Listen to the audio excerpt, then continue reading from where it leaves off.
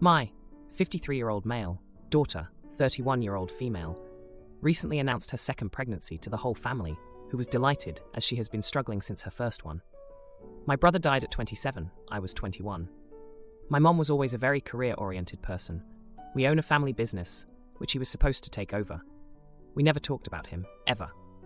1 month after his accident, she had already erased his name from all the official papers, got his belongings sold or given, and took me as her successor in his place. I was angry at her for showing no empathy, at my dad for saying nothing and letting his son's memory be scratched over like it was nothing, but still, I said nothing.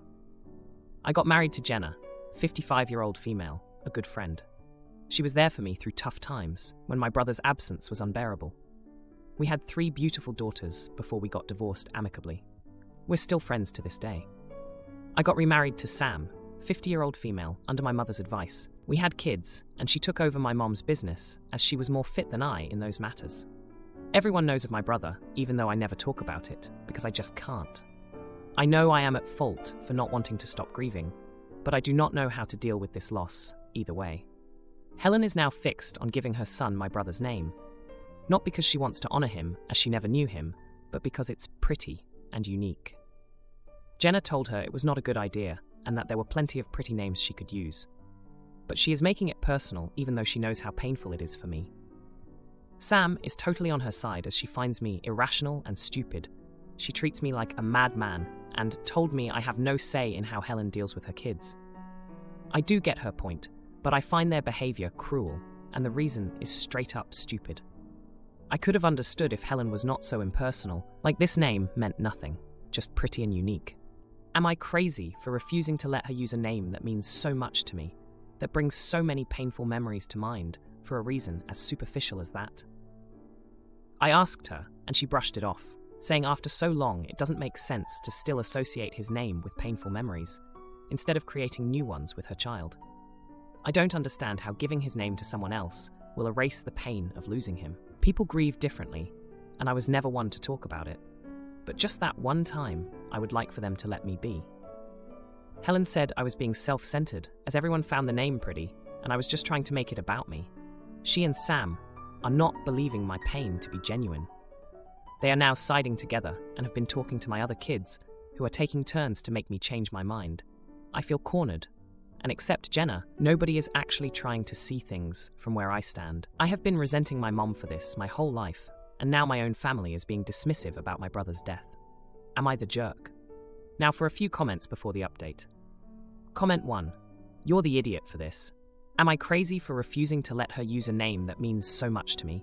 She is a 16-year-old. It is her baby, and you are not in a position where she needs to ask your permission. I am a bit confused by your stance, to be honest. Your brother has been gone for over 30 years.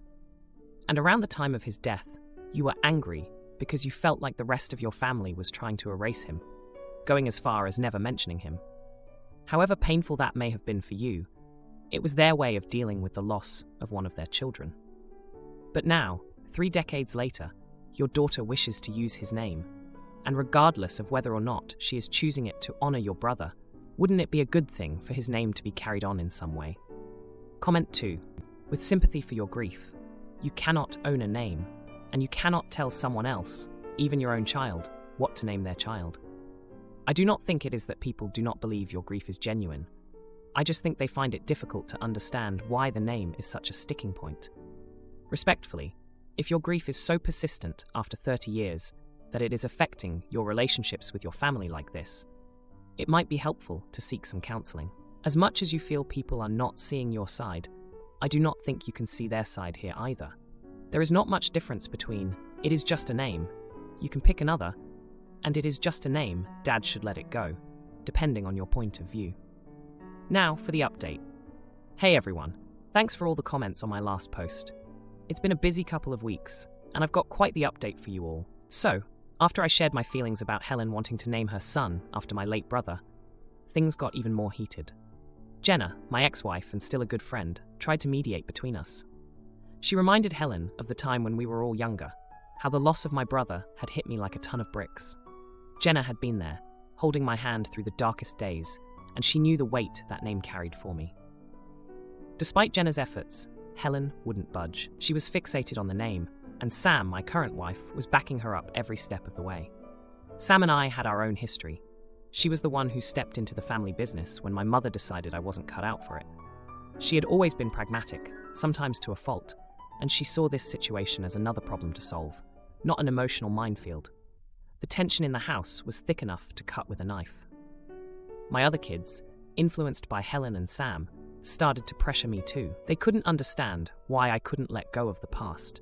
I felt like I was being ganged up on, and it brought back memories of how my mother had swiftly erased my brother's presence from our lives, a move that had left me feeling isolated and betrayed. Then, out of nowhere, a jaw-dropping moment happened. Helen had a doctor's appointment, and I went with her, hoping to find some common ground. But during the ultrasound, we found out she was actually having twins. The room was filled with a mix of shock and joy. But for me, it was a bittersweet revelation. The thought of 2 new lives coming into the world without my brother to see them was overwhelming. The plot thickened when Helen, perhaps softened by the surprise, admitted to me in private that she had always felt overshadowed by the ghost of my brother. She confessed that she wanted to use his name to feel closer to the family history she never got to be a part of. This confession hit me hard. I had never considered her feelings of exclusion, and it made me see her in a new light. In the days that followed, the family dynamic shifted. Sam, seeing the effect the ultrasound had on me, started to show a little more empathy. She even suggested we all sit down and talk about my brother, something we'd never done before. It was a difficult conversation, filled with tears and raw emotions, but it was also cathartic. For the first time, I shared stories about my brother, and my family listened. They finally saw the man behind the name. The confrontation led to a surprising turn of events. Helen, moved by the stories and the family's newfound understanding, decided to compromise.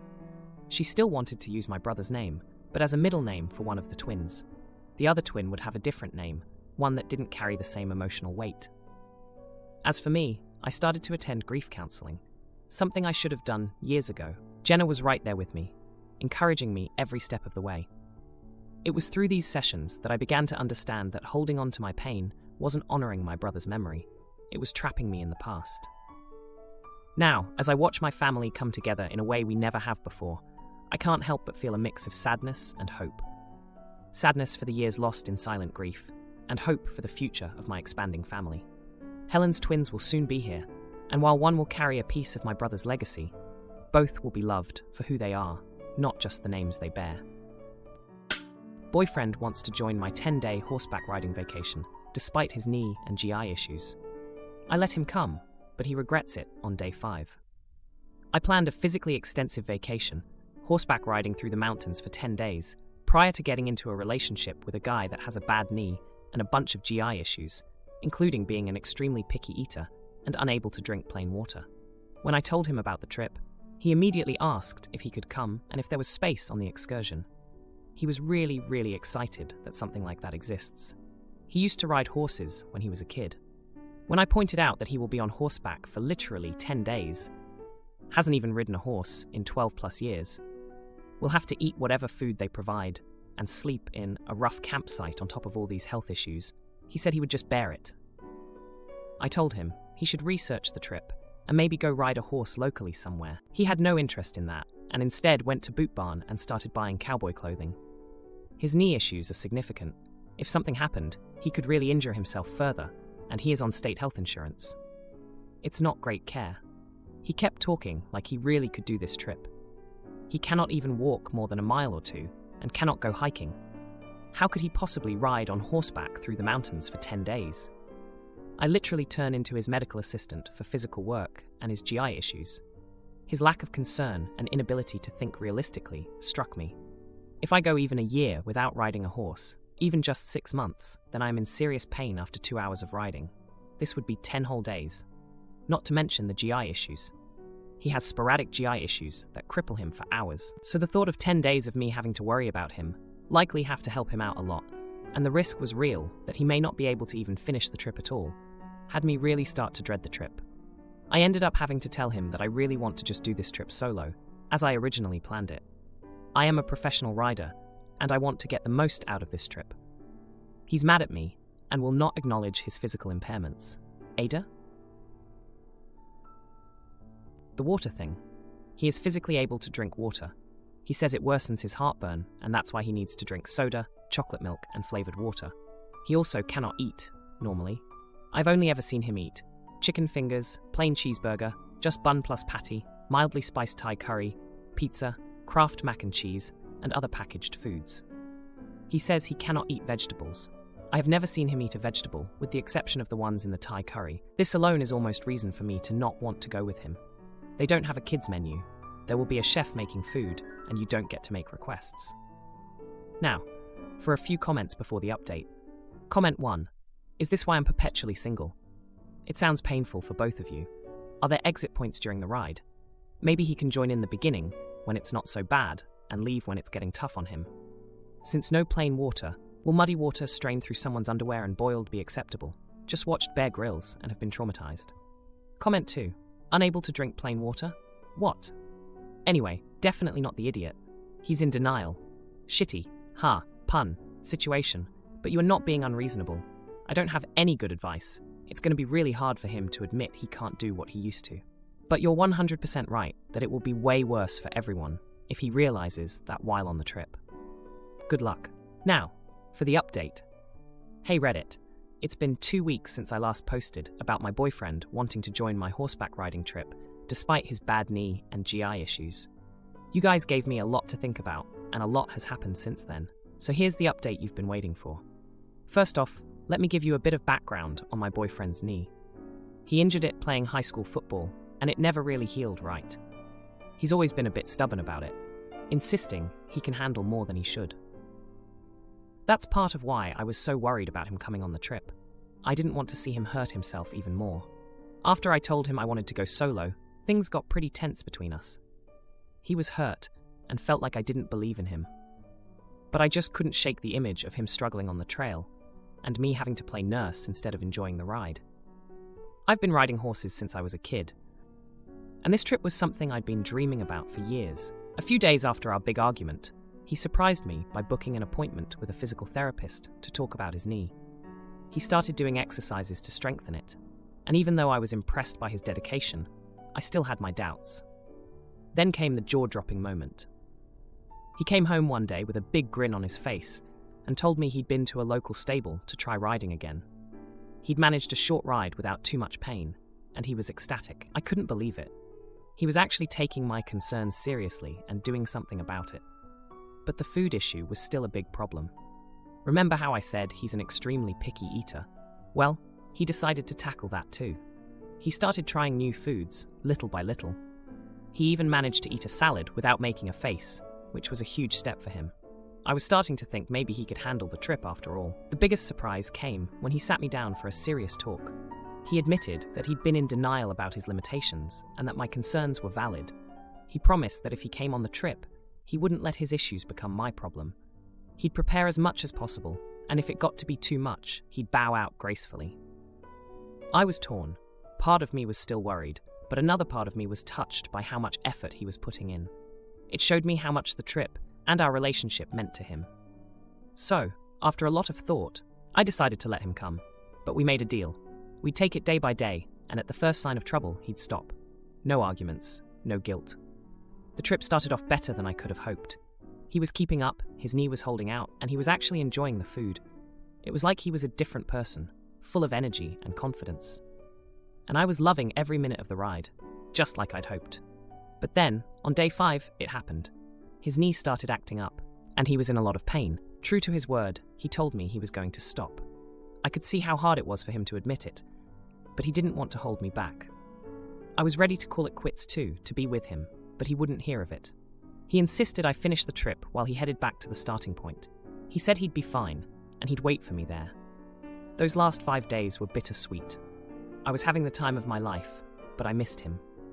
When I finally rode back into camp, there he was, waiting for me, with a huge smile and open arms. He'd arranged a little surprise celebration for my return, with all the foods he'd learned to eat over the past weeks.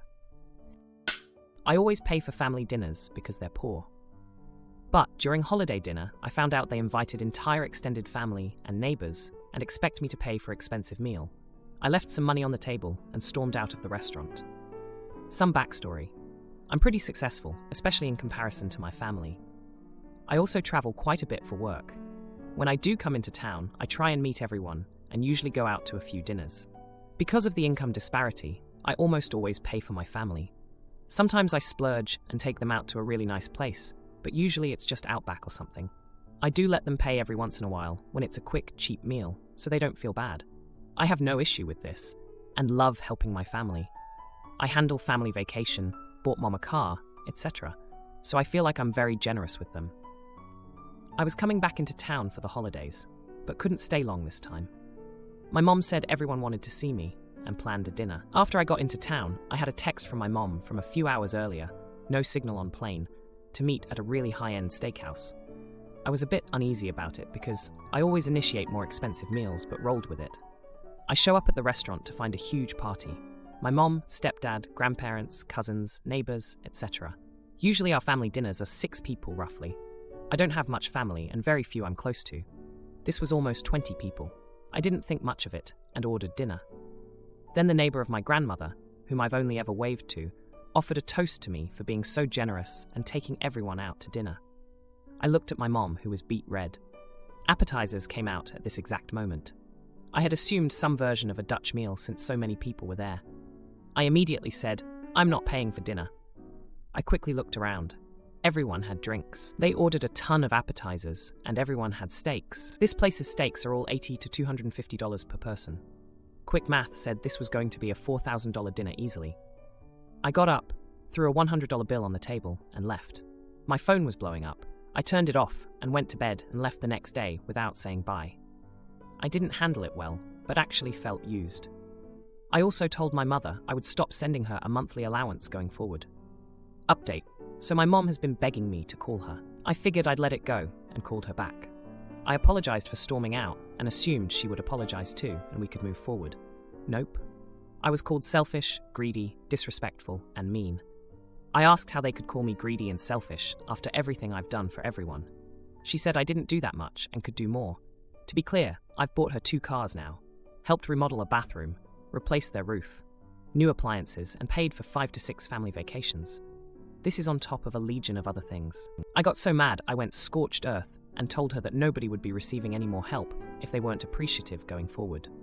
I called AT&T and cancelled the 6 lines I was paying for everyone, cancelled the internet I was paying for, changed passwords on the foyer, or cancelled all my streaming accounts, kicked their cars off AAA, kicked her off my insurance, car, and cancelled the credit card I'd given her. No more free rides. Update 2. Since everyone has been asking, here are the updates. Nothing major. So after I left, my niece, who was not there so third hand here, said everyone was in shock. They tried to cancel dinner, but the appetizers and drinks had already come, so they split a $700 bill and left. Mom's been calling. I'm avoiding her calls now. Her voicemails are each meaner than the last, so I just delete them now. I told her I wanted time for us all to calm down, and I'll talk to her next month. I was uninvited from a cousin's wedding I barely know. They didn't want drama, but let it be known that they would like the present.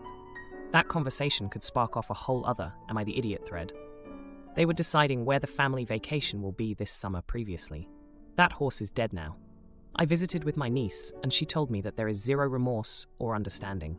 It is basically an accepted consensus that I'm a greedy, mean monster. So nothing juicy. I'll update if anything major happens. But I think this is status quo for quite a while. Now for a few comments before the update. Comment 1. Your family invited your neighbors. Do you even know these people? Wait, it doesn't even matter. And everybody had drinks and appetizers and steak. Oh no. Paying for your part and leaving was entirely appropriate. They took advantage of the golden goose and the golden goose left and cut mama off. Not the idiot. Comment 2. Not the idiot. Okay, you stormed out of the restaurant and embarrassed them, which your mother deserved if she told everyone the meal was on you. But didn't anyone see how hurt you must have been to be treated like this? Did anyone reach out and apologize? I really feel for you. It's not about the money, it's about respect. Now, for the update. Hey Reddit, it's been a chaotic week since my last post, and boy do I have some updates for you. Buckle up, because this family drama just took a turn for the absurd.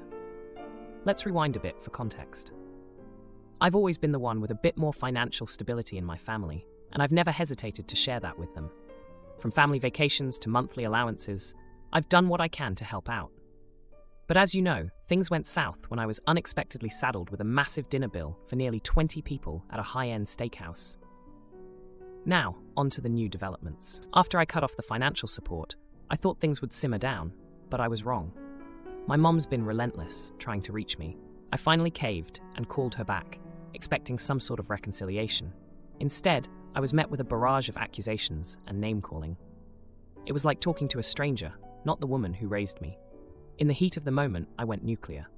I cancelled everything I was paying for: phone lines, internet, streaming services, insurance, you name it. It felt like a line had been crossed, and there was no going back. But here's where it gets even more twisted. My stepdad, who's always been a quiet guy, decided to chime in. He sent me a text, not to apologize, but to inform me that the car I bought for my mom was actually for him. He claimed he needed it for work and that I had no right to take it away. I was floored. I had no idea he was using the car, let alone that he felt entitled to it. The fallout didn't stop there. My grandparents, who I thought would stay neutral, called to express their disappointment in me. They said I was breaking the family apart over money. It was a gut punch, especially since I've always looked up to them. And just when I thought I'd heard it all, my cousin, the one who uninvited me from their wedding, had the audacity to send me a registry link. No apology, no invitation, just a not-so-subtle hint that they still expected a gift. The nerve of some people. But wait, there's more. Remember the neighbor I barely knew? The one who toasted to my generosity at the steakhouse? Well, they had the gall to send me a bill for their share of the dinner. Apparently, they thought I should still cover it since I ruined the evening by leaving. I couldn't believe the entitlement. Amidst all this chaos, there was one small glimmer of hope. My niece, the same one who filled me in on the aftermath of the dinner, reached out.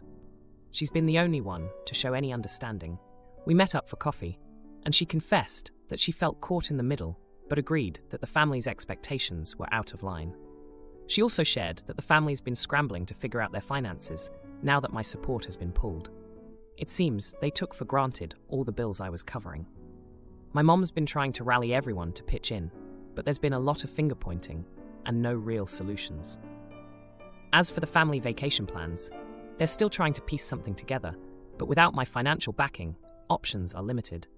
I heard through the grapevine that they're considering a local camping trip instead of the usual beach resort getaway. The tension has been thick, and I've been keeping my distance. I've had to block a few family members on social media because the passive-aggressive posts were getting out of hand. It's like watching a train wreck in slow motion. If you liked this video, you'll probably like these too. Also, while you're here, please consider subscribing. It's your support that keeps this channel alive and allows me to make better and longer videos. Have a great day.